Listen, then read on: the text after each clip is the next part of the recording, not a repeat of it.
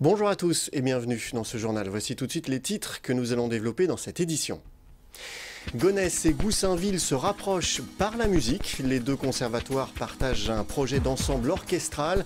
Objectif, apprendre à jouer ensemble et à mieux se connaître.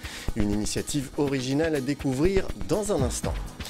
Les coulisses de la mairie de Garges s'ouvrent régulièrement aux habitants. Une visite guidée qui permet de faire découvrir les différents services de la ville. Reportage en fin de journal. Apprendre à jouer ensemble, c'est le projet que partagent les deux conservatoires de Gonesse et Goussainville depuis la rentrée 2016. Un partenariat original qui favorise le partage mais aussi le rapprochement des deux territoires. Les 26 jeunes musiciens en herbe se sont récemment produits sur la scène du théâtre municipal de Goussainville. Philippe Pémal a assisté à ce premier concert. Cécile, Christelle, Diane, on va y aller. C'est parti pour Anne et ses élèves. Dans quelques minutes, ces musiciens amateurs se produiront sur la scène du théâtre municipal de Goussainville. Originalité du programme, ces élèves ne font pas partie du même conservatoire. Ils viennent de Goussainville et de Gonesse. On n'a jamais travaillé ensemble. Donc là, c'est vraiment un début, c'est quelque chose qui s'allume. Je pense qu'on va essayer de garder la flamme. Et voilà, et monter les choses. Il faut juste avoir conscience qu'il faut du temps. Là, c'est le temps cette année que les gens déjà prennent leurs repères, s'organisent, parce que bon, il faut aller dans une autre commune pour les répétitions. Il y a quand même pas mal de choses à gérer. Et puis après, je pense qu'il va y avoir des liens qui vont se créer entre les musiciens. Anne et ses élèves de flûte traversière ne sont pas les seuls à se produire sur scène. Pour cette représentation interconservatoire, un ensemble de guitares, de violons et un orchestre de 26 musiciens amateurs complètent le programme. Sans cette mutualisation des élèves, jouer avec un orchestre aussi grand serait impossible. Par exemple, les cordes sont plus issues du conservatoire de Gonesse, alors que le pupitre des vents est beaucoup plus fourni chez le conservatoire de Goussainville. Donc vraiment, c'est une complémentarité et c'est vraiment ce que permettent ce type de projet-là. Puisque chaque conservatoire, encore je le répète, ne permettrait pas de développer cet outil d'orchestre symphonique. Et du coup, quand même, ça permet alors à la fois d'avoir une pratique en amateur sur le territoire, et ça c'est vraiment ce qu'on souhaite impulser pour avoir une dynamique sur le territoire, une dynamique culturelle, et puis après permettre aussi aux élèves, lorsqu'ils quittent le conservatoire, d'avoir une activité de musicien, une activité artistique, participer à la vie du territoire, c'est ça qui nous importe. Mise en place à la rentrée scolaire 2016, ces rencontres interconservatoires ont pour ambition de faire grandir leurs élèves à travers une pratique artistique motivante et valorisante. Ici, pas de performance. Certains de ces musiciens en herbe n'ont que 2 années de pratique. Ils sont là pour apprendre à jouer ensemble et se faire plaisir. Ces ensembles et orchestres sont avant tout pédagogiques. Très souvent, sur les territoires, on a des orchestres qui existent, mais très souvent, on fait appel à des musiciens professionnels pour compléter les pupitres, voire on fait appel aux enseignants. Là, la démarche serait vraiment d'être dans quelque chose de spontané. Et du coup, même si on est à un niveau aujourd'hui, voilà, c'est très perfectible, et du coup, il faut avoir beaucoup d'indulgence à l'écoute. Mais néanmoins, l'idée serait de pouvoir construire quelque chose qui soit dédié et qui valorise le travail de l'élève. Voilà, c'est ce qui est le plus important. Et effectivement, sur le territoire, il serait intéressant d'avoir ce type d'ensemble, qui n'existe pas jusqu'à présent.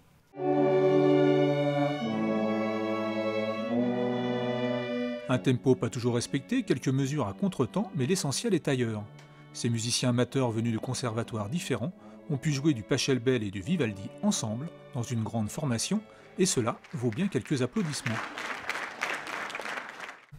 En bref, maintenant le Val d'Oise a un nouveau directeur de la sécurité publique, Frédéric Lose. Sa cérémonie d'installation s'est déroulée ce mardi matin en présence du préfet Jean-Yves Latournerie et de Pascal Lal, le directeur central de la sécurité publique. Frédéric Lose était auparavant médiateur interne de la police nationale. Il succède à Pascal Dubois, parti à la direction centrale des compagnies républicaines de sécurité. On connaît tous la mairie de notre commune, mais qui fait-on exactement? C'est ce que propose de faire découvrir la ville de Garges-lès-Gonesse à ses habitants. Des visites guidées sont régulièrement organisées par la ville pour en expliquer le fonctionnement aux administrés. Reportage Massicilia Aboudou et Justine Lopez. Une visite guidée un peu particulière. Nous ne sommes pas dans un musée ni dans une exposition, mais dans un lieu beaucoup plus familier, l'hôtel de ville de Garges. Pendant près de 2 heures, ce groupe de Gargeoises va arpenter les couloirs de la mairie. Objectif, découvrir les différents métiers et services de la ville. On s'aperçoit de comment fonctionne un peu la mairie, on a les différents services, les bureaux, ce que font nos élus. Non, c'est très bien. Au programme, visite des services à la population, du journal télévisé de la ville et des archives. Elles sont d'ailleurs considérées ici comme le trésor local. Avec un registre paroissial datant de 1674, il demeure le plus ancien de Garges-les-Gonesse. Ça, c'est le plus vieux registre que l'on ait d'ailleurs. La couverture est complètement abîmée. Donc on a dû la refaire. Mais le projet est avant tout de mieux faire connaître l'administration aux nouveaux arrivants. Ils sont d'ailleurs plus de 3000 nouveaux venus sur ces 10 dernières années. L'idée, à la base, c'était l'accueil des nouveaux habitants. Et à l'accueil des nouveaux habitants, on fait visiter effectivement tous les services publics. On a vu effectivement un attrait extraordinaire de la part de ces gens-là qui découvraient en fait la ville dans laquelle ils habitaient et tout ce qu'ils pouvaient avoir comme service, notamment les services à la population, qu'ils soient culturels ou autres. Cette 6e visite est un succès.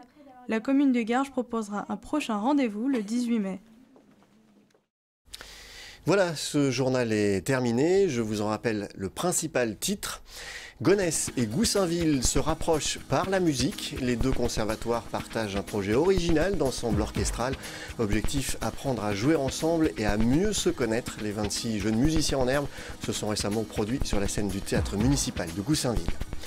Voilà, merci d'avoir suivi cette édition. Toute l'actu continue sur notre site internet vonews.fr. À demain.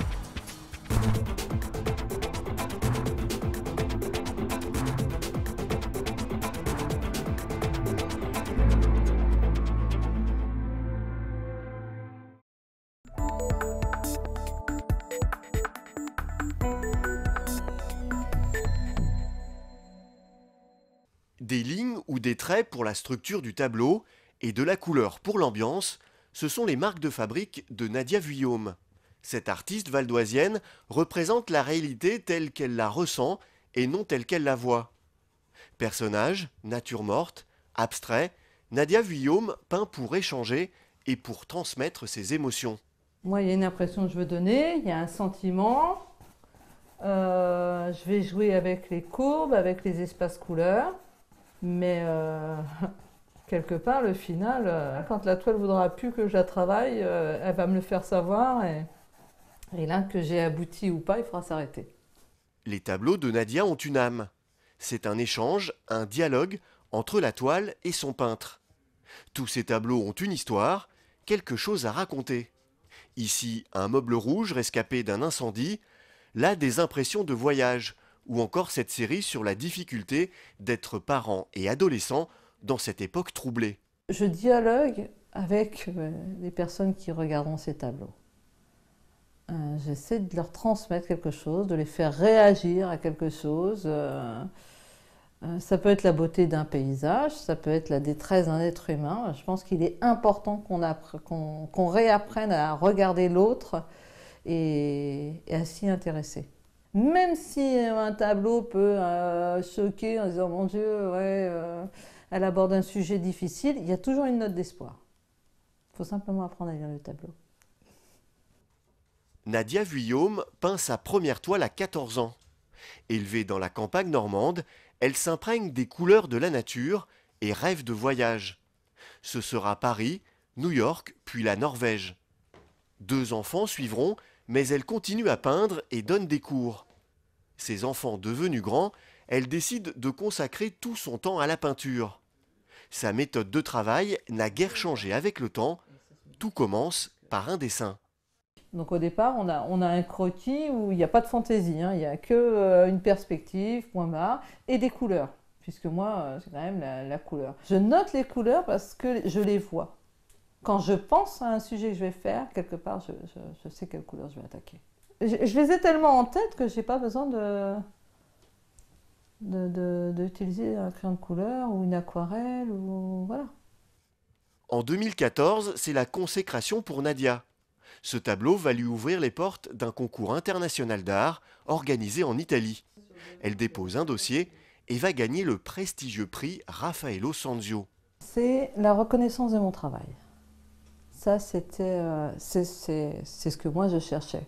On travaille normalement, pour gagner de l'argent. À partir du moment où on est artiste, c'est vraiment, c'est pas qu'on n'en a pas besoin, mais c'est très compliqué. Vendre du tableau, c'est compliqué. Si on ne vit pas de son travail, c'est quand même bien de recevoir un prix. C'est-à-dire qu'on vous reconnaît, vous êtes là, vous existez, ce que vous faites, ça a une valeur. C'est ça, hein, le prix quand même. Hein.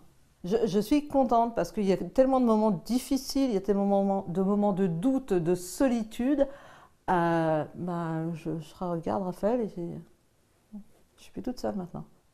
Pour Nadia Vuillaume, cette reconnaissance artistique devrait lui ouvrir de nouvelles opportunités sur le marché international. En attendant, elle a créé son site internet et expose en galerie et sur les marchés d'art. Une exposition indispensable pour vendre ses toiles. Nadia le sait bien, peindre des tableaux et recevoir des prix, c'est gratifiant, mais les vendre, c'est encore mieux.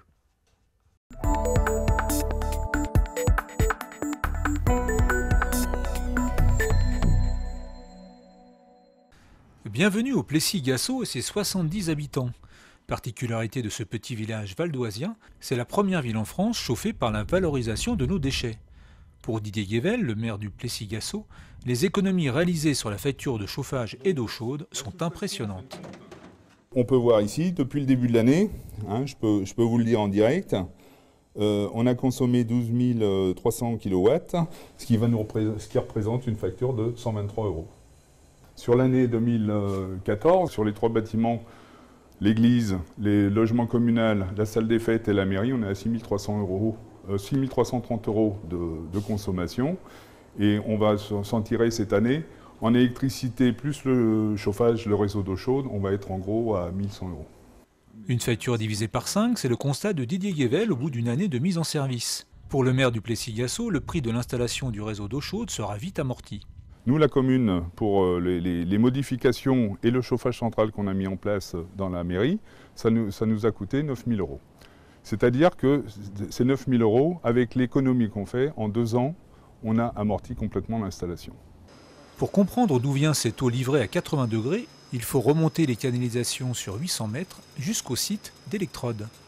C'est ici que sont récupérés les biogaz, issus de la fermentation des déchets non recyclables.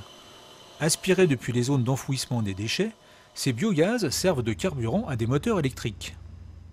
Le biogaz arrive par le tuyau jaune là, qui est là-haut. Il va entrer dans le moteur, brûler, entraîner des pistons, un vilebrequin. Et ce vilebrequin va entraîner cet alternateur qui, lui, produit l'électricité. Donc sur l'ensemble de la centrale, toute l'électricité est injectée sur le réseau public local de distribution d'électricité. Alors, il faut savoir que sur cette centrale, on produit environ 140 gigawattheures par an, ce qui correspond aux besoins de 40 000 foyers, hors chauffage. Rien que cette centrale représente environ 8% de la production d'énergie renouvelable en Île-de-France. Les 10 moteurs du site dégagent une énorme quantité de chaleur, récupérée pour un autre usage. On va récupérer la chaleur issue de ce moteur. On voit ici les fumées qui entrent à 500 degrés dans cet échangeur thermique. Donc les fumées entrent à 500 degrés et on va récupérer la chaleur de ces fumées qui ressortent ici à 200 degrés. Et entre-temps, on a réchauffé de l'eau qui va servir aux besoins du village du Plessis-Gassot. On va réchauffer cette eau pour la livrer à 80 degrés au village. Cette première expérience grandeur nature de ville chauffée par les biogaz semble prometteuse. Pour les habitants du village connectés au réseau, les économies réalisées peuvent être encore plus importantes, jusqu'à 90% de moins sur leur facture de chauffage.